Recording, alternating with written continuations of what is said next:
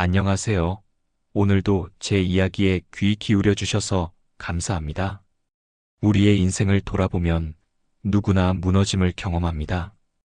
열심히 준비했던 일이 실패로 끝날 때, 가장 가까운 관계가 깨어져 버릴 때, 사랑하는 이를 떠나보내야 할 때, 혹은 건강이 한순간에 무너져 내릴 때, 우리는 모든 것이 끝난 것처럼 느낍니다.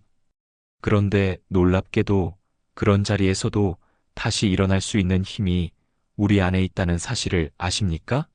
세상 학자들은 그것을 회복 탄력성이라고 부르지만 성경은 그것을 하나님의 은혜라 말씀합니다.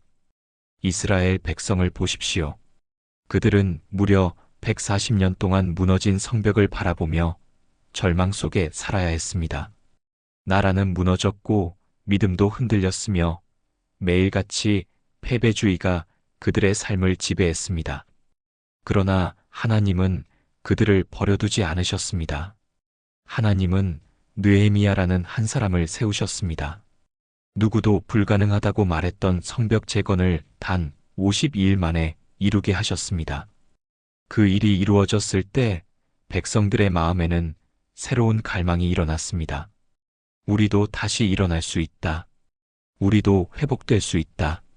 무너짐 속에서 다시 불타오른 믿음의 갈망이었습니다. 사랑하는 여러분, 오늘 우리의 삶도 마찬가지입니다. 실패 때문에 마음이 주저앉아 계신가요? 관계의 상처 때문에 눈물 흘리고 계신가요? 아니면 건강과 미래에 대한 두려움 때문에 지쳐 계신가요? 그렇다면 성경 속 이스라엘 백성이 보여준 회복의 역사를 기억하시기 바랍니다. 성벽을 세운 것은 단순한 돌이 아니었습니다. 하나님을 향한 믿음과 말씀을 붙드는 결단이었습니다. 그 믿음이 무너진 백성을 다시 세웠고 절망을 희망으로 바꾸었습니다. 오늘 이 시간 여러분도 이렇게 고백하시기를 바랍니다. 하나님, 저도 무너졌습니다. 그러나 주님 안에서 다시 일어서고 싶습니다. 바로 그 고백이 회복의 시작입니다. 무너짐은 끝이 아닙니다. 하나님과 함께라면 무너짐은 새로운 시작이 될 수 있습니다. 사랑하는 여러분, 이스라엘 백성은 성벽이 완성되자 곧바로 새로운 갈망을 품게 되었습니다. 그 갈망은 단순히 돌담이 세워졌다는 성취감이 아니었습니다. 그들은 마음 깊은 곳에서 이렇게 외쳤습니다. 우리는 다시 하나님 앞에 서야 한다. 우리는 말씀으로 돌아가야 한다. 그래서 남녀노소 모든 백성이 수문학 광장에 모였습니다. 사람들은 에스라에게 간청했습니다. 하나님의 율법책을 우리에게 낭독해 주십시오. 그 순간 무너진 성벽 앞에 선 그들의 눈은 단순히 돌담이 아니라 영적인 기초를 다시 세우고자 하는 갈망으로 빛나고 있었습니다. 여러분, 회복은 언제나 말씀에서 시작됩니다. 말씀은 거울과 같습니다. 겉모습만 보는 것이 아니라 내 영혼의 깊은 실체를 비추어 줍니다. 이스라엘 백성은 말씀 앞에서 자신들이 누구인지 깨달았습니다. 지금까지는 괜찮게 살고 있다고 여겼습니다. 그런데 하나님의 말씀은 달랐습니다. 그들은 본질상 진노의 자녀였고 죄와 허물로 죽은 자들이었습니다. 하나님의 언약을 잊고 선민의 정체성을 잃고 이방의 문화에 젖어 살아온 모습이 고스란히 드러났습니다. 말씀의 거울 앞에 선 순간 더 이상 숨길 수 없었습니다. 그래서 백성들은 금식하며 자신을 낮추었습니다. 굵은 베옷을 입고 티끌을 뒤집었으며 자신이 얼마나 보잘것없는 흙과 같은 존재인지를 고백했습니다. 창세기 3장에 기록된 대로 너는 흙이니 흙으로 돌아갈 것이라는 말씀을 기억하며 눈물을 흘렸습니다. 아브라함이 소돔과 고모라를 위해 기도할 때 나는 티끌과 같은 존재라고 겸손히 고백했던 것처럼 백성들은 이제야 비로소 자신들의 실체를 보았습니다. 사랑하는 여러분, 혹시 우리는 여전히 스스로 괜찮은 사람이라고 착각하며 살고 있지 않습니까? 나는 나름 선하게 살았어. 다른 사람보다는 양심적으로 살아왔어. 이렇게 말하며 위로받고 있지는 않습니까? 하지만 성경은 분명히 말합니다. 우리는 본질상 죄인입니다. 죄 때문에 넘어지고, 죄 때문에 상처 입고, 죄 때문에 무너질 수밖에 없는 존재입니다. 그래서 하나님이 필요합니다. 하나님이 아니면 우리는 살 수 없습니다. 이스라엘 백성이 그 사실을 깨달았을 때 진정한 회개가 시작되었습니다. 회개는 단순한 감정의 폭발이 아닙니다. 아, 내가 잘못했구나. 다음엔 잘해야지. 이 정도가 아닙니다. 회개는 방향을 바꾸는 것입니다. 죄에서 돌이켜 하나님께로 나아가는 결단입니다. 죄를 지어서 죄인이 아니라 죄인이기 때문에 죄를 지을 수밖에 없는 내 존재를 인정하는 것입니다. 그리고 그 자리에서 이렇게 고백하는 것입니다. 주님, 저는 죄인입니다. 그러나 주님 없이는 살 수 없습니다. 바로 그 고백이 회복의 출발점이 됩니다. 오늘도 우리 삶에 무너짐이 있다면 그것은 결코 끝이 아닙니다. 하나님은 여전히 우리를 기다리고 계십니다. 눈물로 회개하며 돌아오는 자를 맞이하시는 아버지처럼 우리를 다시 품으실 준비가 되어 있습니다. 그러므로 사랑하는 여러분, 오늘 이 순간에도 말씀 앞에 서십시오. 하나님의 말씀은 여전히 살아있고 지금도 우리의 마음을 비추고 있습니다. 그 말씀 앞에서 나를 발견할 때 무너진 성벽은 다시 세워지고 무너진 마음도 다시 일어서게 될 줄 믿습니다. 사랑하는 여러분, 이스라엘 백성이 말씀 앞에서 회개했을 때 그들의 눈에는 눈물이 흘렀습니다. 하지만 그 눈물은 단순한 후회의 눈물이 아니었습니다. 그 눈물은 하나님의 은혜를 새롭게 깨달은 눈물이었습니다. 그들은 역사를 돌아보면서 자신들이 걸어온 길이 온통 고난과 실패로 가득했음에도 불구하고 그 모든 순간에 함께 하셨던 하나님을 발견했습니다. 그래서 그들은 울면서 동시에 하나님을 찬양할 수 있었습니다. 그들은 아브라함을 기억했습니다.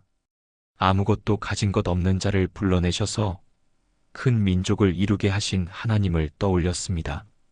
그리고 광야의 40년을 기억했습니다. 목마름과 배고픔, 끝없는 불평 속에서도 만나와 메추라기를 주시고 구름 기둥과 불 기둥으로 인도하신 하나님을 떠올렸습니다. 또 사사기의 역사를 떠올렸습니다. 하나님을 떠나 우상 숭배에 빠질 때마다 징계가 있었지만 하나님은 그때마다 구원자를 보내셔서 그들을 다시 일으켜 주셨습니다. 죄를 반복해도 하나님은 길이 참으셨고 노하기를 더디하셨습니다. 그리고 포로기의 아픔도 기억했습니다. 나라를 잃고 바벨론 강가에서 울부짖던 시절에도 하나님은 그들을 멸절시키지 않으시고 남겨두셨습니다. 여러분, 이것이 은혜입니다. 고난이 없는 것이 은혜가 아니라 고난 가운데서도 하나님이 버리지 않으시고 끝까지 함께 하신 것이 은혜입니다. 그래서 이스라엘 백성은 고난의 역사를 말하면서도 절망으로 끝나지 않았습니다. 오히려 그럼에도 불구하고 하나님은 신실하셨다. 그럼에도 불구하고 하나님은 우리를 버리지 않으셨다. 이렇게 고백할 수 있었습니다. 사랑하는 여러분, 우리도 마찬가지입니다. 인생을 돌아보면 눈물 없이는 말할 수 없는 순간들이 많습니다. 누군가는 실패 때문에, 누군가는 상실 때문에, 누군가는 질병과 고통 때문에 마음이 무너졌을 것입니다. 그런데 그 길을 걸어온 오늘 이 자리에 우리가 서 있다는 것은 무엇을 의미할까요? 그것은 바로 하나님이 여전히 우리를 붙들어 주셨다는 증거입니다. 세상은 그것을 운이라고 말할 수 있습니다. 그러나 우리는 분명히 고백합니다. 하나님의 은혜였다. 여러분, 혹시 지금도 마음속에 원망이 있습니까? 왜 나만 이렇게 힘든 일을 겪어야 하나요? 왜 내 삶에는 고난이 끝이 없나요? 그렇게 묻고 계신가요? 그러나 그 고난을 다른 눈으로 바라보시기 바랍니다. 고난은 하나님이 나를 버리셨다는 증거가 아니라 하나님이 나와 함께 하신다는 증거일 수 있습니다. 하나님이 나를 훈련시키시고 더 깊은 은혜를 깨닫게 하시고 나를 쓰시기 위해 다듬으시는 과정일 수 있습니다. 사랑하는 여러분, 오늘도 우리가 할 수 있는 일은 단순합니다. 지나온 인생 속에서 은혜의 흔적을 찾아내는 것입니다. 실패 속에서도 배우게 하신 교훈, 상실 속에서도 주셨던 새로운 길, 눈물 속에서도 끝까지 붙들어 주신 손길. 그것이 바로 은혜의 증거입니다. 그 은혜를 기억할 때 우리의 회개는 더 깊어지고 우리의 찬양은 더 풍성해집니다. 그러므로 오늘 이 시간 여러분의 마음에도 감사가 일어나기를 바랍니다. 주님, 제가 고난을 겪었지만 그 속에서도 저를 버리지 않으셨군요. 제가 눈물을 흘렸지만 그 눈물 속에서도 주님은 함께 하셨군요. 이 고백이 여러분의 입술에서 흘러나올 때 무너진 마음은 다시 세워지고 절망은 희망으로 바뀌게 될 줄 믿습니다. 사랑하는 여러분, 회개는 단순히 눈물로 끝나는 것이 아닙니다. 진정한 회개는 삶의 방향을 바꾸는 결단으로 이어집니다. 이스라엘 백성들은 눈물로만 머물지 않았습니다. 그들은 모든 이방 사람들과 절교했습니다. 잘못된 문화와 관계, 우상과 연결된 습관들을 과감히 끊어내기 시작했습니다. 그것이 회개의 열매였습니다. 그리고 그들은 하나님과 다시 언약을 세웠습니다. 단순한 다짐이 아니라 인봉을 통해 법적인 효력을 가진 약속을 하나님 앞에서 맺은 것입니다. 여러분, 이것이 바로 진짜 변화입니다. 우리는 흔히 결심만 하고 끝낼 때가 많습니다. 다음부터는 잘해야지. 이번에는 달라져야지. 그러나 며칠이 지나면 다시 옛 습관으로 돌아가 버립니다. 왜 그렇습니까? 언약으로 묶지 않았기 때문입니다. 하나님과 진지하게 약속하지 않았기 때문입니다. 느헤미야 시대의 백성들은 자신들의 죄의 뿌리가 어디서 비롯되었는지를 깨달았습니다. 단순히 작은 실수가 아니라 조상 대대로 이어져 온 불순종의 틀이 있다는 것을 발견했습니다. 그래서 그들은 그 뿌리를 끊어내기로 결단했습니다. 사랑하는 여러분, 우리 삶 속에도 죄의 틀이 있습니다. 마치 붕어빵 틀처럼 똑같은 모양의 죄가 계속 반복해서 찍혀 나옵니다. 내가 원해서가 아니라 내 안에 자리 잡은 죄의 구조가 나를 그렇게 만들고 있는 것입니다. 그 틀을 깨뜨리지 않으면 변화는 일어나지 않습니다. 그래서 우리는 말씀 앞에 서야 합니다. 하나님의 말씀이 우리의 마음을 비출 때 비로소 그 뿌리를 발견할 수 있습니다. 그때 우리는 결단해야 합니다. 이제는 끊어내겠습니다. 더 이상 이 죄와 타협하지 않겠습니다. 바로 그 결단이 회복의 길을 여는 열쇠가 됩니다. 이스라엘 백성은 그렇게 결단했습니다. 심지어는 이방 여인과 이미 결혼해 자녀까지 있었던 사람들도 눈물로 결단하며 관계를 정리했습니다. 세상 눈으로 보면 너무 가혹한 선택처럼 보일 수 있습니다. 그러나 그만큼 그들의 결단은 진지했습니다. 하나님과의 관계를 회복하기 위해서는 무엇이든 내려놓겠다는 고백이었습니다. 사랑하는 여러분, 이것이 바로 회개의 능력입니다. 죄와의 연결은 끊고 하나님과의 연결은 다시 붙드는 것. 그것이 진정한 회개의 길입니다. 그리고 그들은 하나님께만 삶을 드리겠다는 언약을 맺었습니다. 인봉된 언약은 단순한 서류가 아니었습니다. 그들의 시간 사용, 물질 사용, 인간관계, 언어 습관까지도 이제는 말씀을 기준으로 세워 나가겠다는 결단이었습니다. 예배를 우선으로 하고 물질은 하나님께 드리며 말은 감사와 축복으로 채우고 관계는 거룩하게 구별하겠다는 다짐이었습니다. 사랑하는 여러분, 우리도 마찬가지입니다. 오늘 우리의 회복은 결단에서 시작됩니다. 하나님 없이도 괜찮다고 생각하며 살아온 삶을 끊어내야 합니다. 돈만 있으면, 건강만 있으면, 명예만 있으면 산다고 여겼던 생각을 내려놓아야 합니다. 그리고 이렇게 고백해야 합니다. 하나님, 저는 주님 없이는 살 수 없습니다. 주님과 다시 연결되기를 원합니다. 바로 그 고백이 언약입니다. 그 고백이 회복의 문을 열어줍니다. 청취자 여러분, 혹시 지금도 삶이 반복되는 실패와 죄의 습관 속에 묶여 있습니까? 그렇다면 오늘 이 말씀을 붙드십시오. 죄의 틀을 끊어내십시오. 그리고 하나님께 언약을 새롭게 세우십시오. 그때 하나님께서 새로운 힘을 주실 것입니다. 무너진 성벽이 다시 세워진 것처럼 무너진 마음도 다시 세워지고 무너진 삶도 다시 일어설 수 있게 될 줄 믿습니다. 사랑하는 여러분, 회개의 또 다른 특징은 하나님의 은혜를 깊이 깨닫게 된다는 점입니다. 느헤미야 시대의 백성들은 단순히 자신들의 잘못을 고백하는 데서 멈추지 않았습니다. 그들은 하나님께서 어떻게 자신들과 함께 하셨는지를 노래하기 시작했습니다. 주여, 주는 영원부터 영원까지 계신 하나님이십니다. 주께서 하늘과 땅과 바다를 지으셨습니다. 주께서 우리 조상 아브라함을 택하셨습니다.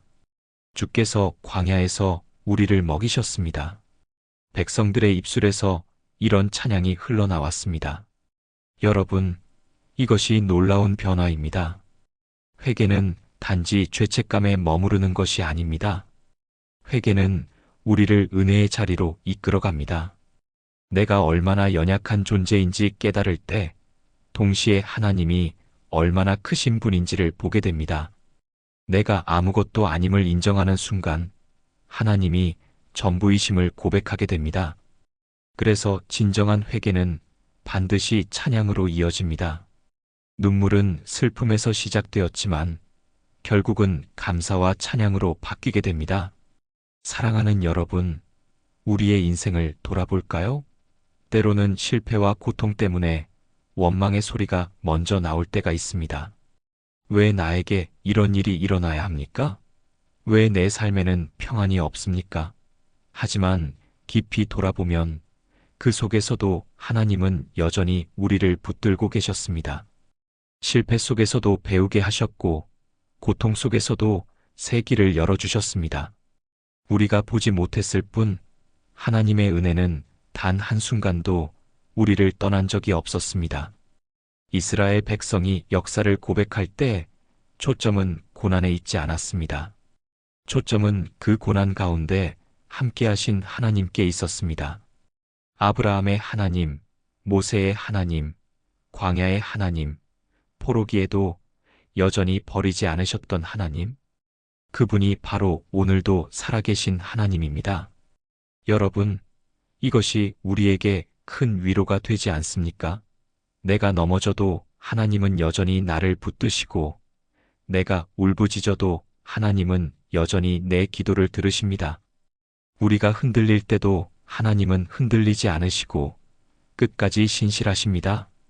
바로 그 은혜 때문에 우리는 다시 일어설 수 있는 것입니다. 그러므로 사랑하는 여러분, 오늘도 그 은혜를 붙드십시오. 주님, 저의 과거를 돌아보니 온통 실패와 눈물이었지만 그 속에서도 주님은 저를 버리지 않으셨습니다. 주님의 은혜가 저를 여기까지 이끌었습니다. 이렇게 고백하시기 바랍니다. 그 고백이 오늘 우리의 찬양이 될 것입니다. 찬양은 단순한 노래가 아닙니다. 찬양은 하나님이 어떤 분이신지를 인정하고 선포하는 것입니다. 그 선포가 우리의 믿음을 새롭게 하고 무너진 마음을 다시 세워줍니다. 사랑하는 여러분, 회복은 하나님의 은혜를 기억하는 데서 시작됩니다. 은혜를 기억할 때 우리는 다시 일어설 힘을 얻게 됩니다. 그래서 이스라엘 백성은 말씀 앞에서 회개하며 동시에 하나님을 송축했습니다. 주님, 주께서 행하신 일은 옳습니다. 주님의 이름은 존귀합니다. 바로 이 고백이 새로운 부흥의 불씨가 되었습니다. 오늘 우리의 삶에도 그 불씨가 필요합니다. 눈물 속에서도 감사할 수 있는 마음, 고난 속에서도 하나님을 바라볼 수 있는 눈, 실패 속에서도 다시 시작할 수 있는 믿음. 그것이 바로 은혜를 깨달은 사람의 모습입니다. 청취자 여러분, 오늘 이 말씀을 들으면서 여러분의 마음에도 은혜의 기억이 떠오르기를 바랍니다. 힘겨웠던 순간에도 지켜주셨던 하나님, 절망 속에서도 길을 열어주셨던 하나님, 그 은혜를 기억할 때 우리의 마음은 새 힘을 얻습니다. 그리고 다시 고백할 수 있습니다. 주님, 은혜 아니면 살아갈 수 없습니다. 주님, 은혜 아니면 오늘도 일어설 수 없습니다. 바로 그 고백이 회복의 시작이 될 줄 믿습니다. 사랑하는 여러분, 이스라엘 백성의 회개와 회복에는 또 하나 중요한 특징이 있었습니다. 그것은 바로 죄와의 단절이었습니다. 회개는 단순히 눈물만 흘리고 다시 예전처럼 살아가는 것이 아닙니다. 진정한 회개는 죄와 과감히 결별하는 것입니다. 성경은 이렇게 기록합니다. 그들이 모든 이방 사람들과 절교하고 자기의 죄와 조상들의 허물을 자복했다. 여러분, 왜 하나님은 이스라엘 백성에게 이방 문화와 철저히 단절하도록 요구하셨을까요? 그것은 단순히 민족적 정체성을 지키기 위해서가 아니었습니다. 그들의 영혼을 지키기 위해서였습니다. 가나안 땅에 정착하면서 이스라엘은 농사를 배우고 생활의 기술을 받아들였습니다. 그러나 그 과정에서 그들이 가진 문화만이 아니라 우상 숭배와 하나님 없는 가치관까지 함께 들어오게 되었습니다. 문제는 바로 그것이었습니다. 하나님을 의지하지 않아도 살 수 있다는 생각, 하나님 없이도 충분히 먹고 살 수 있다는 교만이 마음속에 자리 잡게 된 것입니다. 성경은 이것을 악인의 꾀라고 말씀합니다. 사랑하는 여러분, 오늘 우리의 삶에도 이런 꾀가 스며들어 있습니다. 돈만 있으면 괜찮다, 건강만 지키면 문제없다, 명예와 권력만 가지면 인생이 안전하다. 이런 생각이 우리 안에 깊숙이 자리 잡고 있습니다. 처음에는 작은 생각이지만 그것이 반복되다 보면 습관이 되고 습관이 쌓이면 문화가 되고 문화가 결국 우리의 성품을 지배하게 됩니다. 그렇게 되면 하나님 없이도 충분히 살 수 있다는 착각 속에서 살게 됩니다. 이것이야말로 가장 큰 위험입니다. 이스라엘 백성은 바로 그 지점을 깨달았습니다. 자신들이 무너진 이유가 단순한 실수 때문이 아니라 죄의 틀 속에 묶여 있었기 때문임을 알게 된 것입니다. 그래서 그들은 과감히 끊어냈습니다. 눈물로 결단하고 하나님 앞에서 다시는 돌아가지 않겠다고 다짐했습니다. 사랑하는 여러분, 우리도 마찬가지입니다. 회복을 원하십니까? 그렇다면 먼저 끊어내야 합니다. 하나님과의 관계를 멀어지게 했던 습관, 하나님을 잊게 만들었던 환경, 하나님보다 더 의지했던 우상을 단호히 끊어내야 합니다. 여러분, 이스라엘 백성은 단절에서 멈추지 않았습니다. 그들은 하나님과 다시 연결되었습니다. 단절과 연결, 이 두 가지가 회개의 본질입니다. 죄와의 연결은 끊고 하나님과의 연결은 다시 붙잡는 것입니다. 그들은 하나님께 언약을 세우고 임봉했습니다. 다시는 뒤로 물러가지 않겠다는 결단이었습니다. 사랑하는 여러분, 오늘 우리의 삶에서도 동일한 언약이 필요합니다. 예배를 최우선으로 삼겠다는 언약, 물질을 하나님께 드리겠다는 언약, 언어를 거룩하게 하겠다는 언약, 관계 속에서 하나님을 드러내겠다는 언약. 그 언약이 우리의 일상 속에 뿌리 내릴 때 무너졌던 삶은 다시 세워지게 됩니다. 혹시 지금 여러분의 삶에도 하나님과 멀어지게 만드는 죄의 틀이 있지 않습니까? 반복되는 습관, 나도 모르게 자리 잡은 교만, 내려놓지 못한 우상. 오늘 이 시간 그것을 끊어내시기를 바랍니다. 그리고 이렇게 고백하시기를 바랍니다. 주님, 저는 더 이상 이 죄와 타협하지 않겠습니다. 주님만 붙들겠습니다. 그 고백이 바로 회복의 열쇠입니다. 사랑하는 여러분, 무너진 성벽은 단순히 돌을 다시 쌓는 것이 아니었습니다. 그것은 무너진 신앙을 다시 세우는 과정이었습니다. 오늘 우리의 회복도 마찬가지입니다. 죄와의 단절, 하나님과의 재연결. 바로 그것이 회복의 길이며 오늘 하나님께서 우리에게 원하시는 결단입니다. 사랑하는 여러분, 이스라엘 백성의 회개는 단순한 감정의 폭발이 아니었습니다. 그것은 삶의 구조를 새롭게 세우는 결단이었습니다. 그들은 하나님과의 언약을 세우고 그것을 문서로 기록하며 임봉했습니다. 임봉은 법적 구속력을 가진 약속을 의미했습니다. 즉, 그들은 단순히 말로만 앞으로 잘하겠습니다라고 다짐한 것이 아니라 실제로 행동과 삶으로 그 약속을 지키겠다고 서명한 것입니다. 여러분, 이것은 우리에게 중요한 메시지를 줍니다. 변화는 결코 쉽게 일어나지 않습니다. 잠깐의 감정으로는 오래가지 못합니다. 삶을 새롭게 하기 위해서는 구조를 바꿔야 합니다.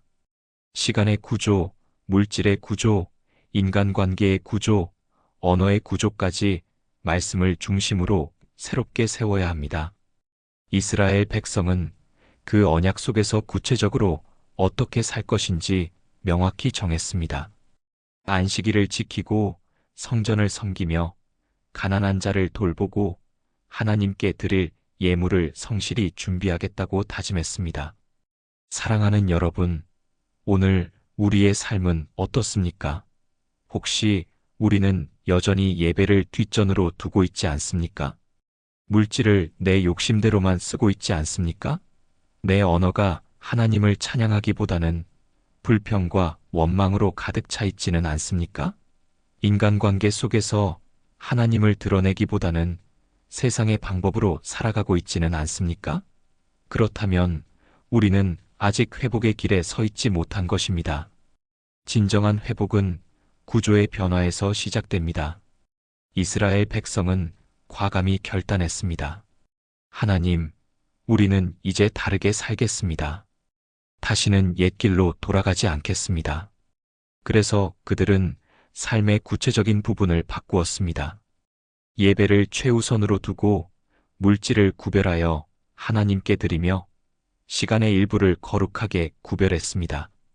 그렇게 할 때 그들의 삶은 비로소 회복의 길을 걷게 되었습니다. 사랑하는 여러분, 회개는 죄에서 돌아서는 것이며 동시에 하나님께로 방향을 돌리는 것입니다. 그것은 단순한 후회가 아니라 삶의 방향을 새롭게 정하는 결단입니다. 그리고 그 결단이 실제 생활 속에서 나타날 때 비로소 회복은 현실이 됩니다. 예배 자리에 우선순위를 두십시오. 하나님께 드리는 것을 당연히 여기십시오. 언어를 정결하게 하십시오. 인간관계를 거룩하게 세우십시오. 바로 그 자리에서 하나님은 우리를 새롭게 하십니다. 여러분, 무너진 성벽은 단 하루아침에 세워지지 않았습니다. 매일매일 돌을 쌓아 올리듯 우리의 회복도 작은 결단들이 쌓여서 이루어집니다. 오늘 드린 기도가 내일의 힘이 되고 오늘 드린 작은 순종이 내일의 큰 순종으로 이어집니다. 그 작은 쌓임이 결국 무너진 성벽을 다시 세우는 것입니다. 그러므로 오늘 우리도 결단해야 합니다. 주님, 이제는 제 삶의 구조를 새롭게 하겠습니다. 시간의 구조를 주님께 드리겠습니다. 물질의 구조를 주님께 맞추겠습니다. 언어의 구조, 관계의 구조를 주님의 말씀에 따라 세우겠습니다. 이 고백이 있을 때 하나님께서 우리의 삶을 회복시키실 줄 믿습니다. 사랑하는 여러분, 무너진 성벽은 다시 세워졌습니다. 마찬가지로 무너진 우리의 삶도 다시 세워질 수 있습니다. 하나님은 여전히 우리를 사랑하시며 회복의 길로 부르고 계십니다. 오늘 여러분의 마음이 그 부르심에 응답하기를 바랍니다. 작은 결단 하나가 내 삶을 새롭게 하고 그 결단이 쌓여서 무너진 삶 전체를 회복시킬 것입니다. 사랑하는 여러분, 우리가 기억해야 할 중요한 사실이 있습니다. 회복은 단순히 무너진 것을 고치는 수준에 머물지 않습니다. 회복은 새로운 부흥으로 이어집니다. 느헤미야 시대의 이스라엘 백성을 보십시오. 그들은 성벽이 다시 세워지고 말씀 앞에 서며 회개와 언약으로 나아갔습니다. 그런데 그 결과는 단순한 안정감이나 안전만이 아니었습니다. 그들의 마음속에 새로운 부흥이 시작되었습니다. 성경은 그들이 초막절을 지켰다고 기록합니다. 7월 15일부터 22일까지 그들은 초막에 거하며 종일토록 말씀을 들었습니다. 그리고 마지막 날이 지나자 백성들의 마음에는 회개의 불이 타올랐습니다. 단순히 한순간의 감정적 울음이 아니었습니다. 그들은 하나님 앞에 돌아가고자 하는 강한 열망을 품었습니다. 그래서 7월 24일 그들은 수많은 백성이 모여 진정한 회개의 시간을 가졌습니다. 그것은 단순한 행사도 아니고 일시적인 감정도 아니었습니다. 그들은 실제로 삶을 바꾸기로 결단했고 그 결단은 공동체 전체의 부흥으로 이어졌습니다. 여러분, 부흥은 어디에서 시작됩니까? 바로 회개에서 시작됩니다. 우리가 하나님 앞에서 무너진 자리를 인정하고 그 자리에서 다시 하나님을 바라볼 때 부흥은 시작됩니다. 부흥은 큰 집회나 눈에 띄는 기적에서만 일어나는 것이 아닙니다. 부흥은 내 마음의 작은 변화에서 시작됩니다. 무너진 마음이 다시 주님을 향해 일어설 때 그것이 부흥입니다. 사랑하는 여러분, 우리의 삶 속에서도 부흥은 필요합니다. 무너진 가정에 부흥이 필요합니다. 사랑이 식어버린 관계에 부흥이 필요합니다. 병든 몸과 지친 영혼에도 부흥이 필요합니다. 사업의 실패, 계획의 좌절, 꿈의 상실로 인해 무너져버린 삶에도 부흥이 필요합니다. 그런데 그 부흥은 내가 만들어내는 것이 아닙니다. 하나님이 주시는 은혜 속에서 시작됩니다. 우리가 말씀 앞에 서고 회개하며 결단할 때 하나님께서 그 자리에서 부흥의 불씨를 일으켜 주십니다. 이스라엘 백성은 그 부흥을 경험했습니다. 절망과 패배주의 속에서 살던 그들이 이제는 하나님의 말씀 앞에 서서 다시 꿈을 꾸었습니다. 그들의 눈에 비친 것은 단순히 성벽이 아니라 하나님께서 세워가시는 새로운 미래였습니다. 사랑하는 여러분, 오늘 우리의 눈에도 그 미래가 보여야 합니다. 지금 내 삶이 무너져 있다고 해서 그것이 끝이 아닙니다. 하나님은 여전히 일하고 계십니다. 하나님은 무너진 곳에서 새로운 일을 시작하십니다. 우리가 눈물로 회개하고 말씀을 붙들고 하나님 앞에 결단할 때 하나님은 우리의 삶에도 부흥을 허락하십니다. 그러므로 오늘 이 시간 우리도 이렇게 고백합시다. 주님, 제 삶에 부흥을 주옵소서. 무너진 가정에 부흥을 주옵소서. 깨어진 관계에 부흥을 주옵소서. 지쳐있는 제 영혼에 다시 불을 붙여 주옵소서. 이 고백이 우리의 입술에서 흘러나올 때 하나님은 반드시 응답하실 것입니다. 여러분, 무너짐은 끝이 아닙니다. 무너짐은 새로운 부흥의 시작이 될 수 있습니다. 이스라엘 백성이 그랬던 것처럼 우리도 하나님 앞에 서면 회복될 수 있습니다. 그리고 회복은 반드시 부흥으로 이어집니다. 이것이 하나님께서 우리에게 주시는 소망입니다. 사랑하는 여러분, 우리가 회개하고 부흥을 경험할 때 반드시 기억해야 할 것이 있습니다. 그것은 하나님과의 관계입니다. 이스라엘 백성은 성벽을 세운 후에 단순히 외적인 안전만을 추구하지 않았습니다. 그들은 하나님과의 관계가 깨어져 있었음을 깊이 깨달았습니다. 그래서 울며 기도하며 고백했습니다.